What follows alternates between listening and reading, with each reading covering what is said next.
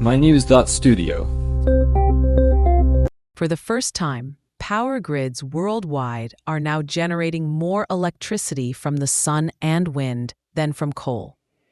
What does this actually mean for where our energy comes from and where it's going? Today's date is October 11th, 2025. Let's jump into the headline. Solar and wind power have just surpassed coal to become the largest sources of electricity globally. That's not a small shift. It marks a major change. But why is this happening now, and what triggered such a rapid transformation?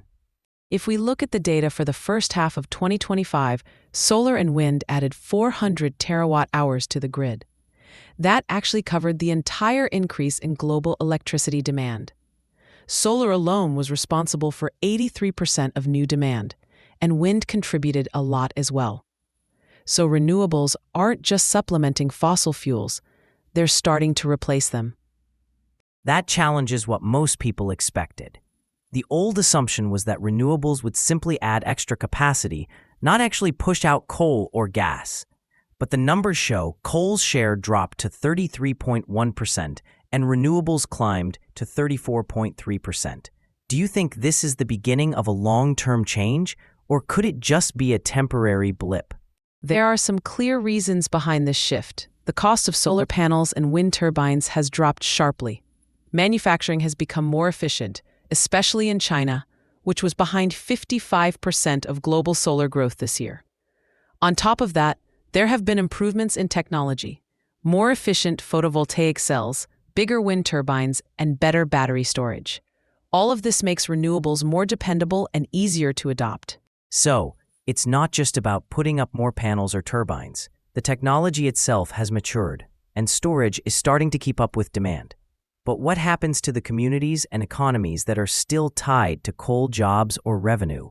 How are they being affected? That's where it gets complicated. Some regions, like parts of the European Union and the US, have started what they call just transition plans. That means retraining workers, investing in new industries, and helping communities adapt. But globally, the situation isn't even. In many coal-dependent regions, especially in developing countries, those kinds of safety nets just aren't there. Isn't that a real risk for social instability? It is, and it's a crucial issue. Without things like job retraining, economic diversification, or targeted investments, a lot of people could be left without support. So, while it's good news for clean energy, the social side can't be ignored. Politics also plays a part. Recent policy shifts, like in the United States, show how quickly renewable growth can be affected. The International Energy Agency actually lowered its forecast for U.S. renewable growth by almost half. That's mostly because of tax credits being rolled back and new restrictions on solar and wind projects on federal land. That's a major shift. Wind power, both offshore and onshore, has been hit especially hard, with growth projections dropping by nearly 60%. And when federal agencies like NOAA or the EPA lose funding for climate research, it creates even more uncertainty. How do you protect the system from these kinds of policy changes? Many experts say the answer is to build renewable energy into long-term bipartisan policy. That means protecting scientific institutions and encouraging local or state-level investment. International partnerships and private investments can also help keep things moving, even if national policy changes. So the implications go beyond just energy supply. This is tied to climate, jobs, international politics, and even public health.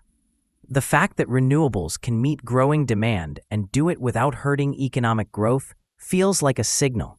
Is this proof that a sustainable future isn't just theoretical? It does feel like a turning point. For the first time, we're seeing clear evidence that decarbonizing power grids can go hand in hand with economic growth. The real challenge now is making sure the benefits are shared and the transition remains fair. That sums it up. This is a milestone for renewables, a challenge for policymakers, and a message to the world that real change is already underway. Thanks for joining us as we broke down what's really happening behind the numbers. This was a big one. Renewables outpacing coal, the reasons, the risks, and what comes next. Thank you for listening. This episode was brought to you by mynews.studio. You can try it now for free.